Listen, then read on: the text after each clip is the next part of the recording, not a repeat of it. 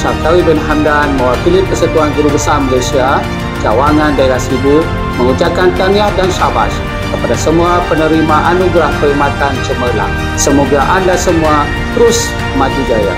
Salam sejahtera semua. Saya bagi pihak Persatuan Pengetua Sekolah Menengah Daerah Sibu ingin memakamkan jutaan terima kasih, syabas dan tahniah kepada semua penerima APC yang bertemu. Pihak PPD Sibu mengucapkan tahniah kepada semua penerima anugerah perkhidmatan cemerlang tahun 2022 peringkat Sibu. Semoga terus maju jaya dan menjadi pendorong kepada diri sendiri dan yang lain untuk terus cemerlang.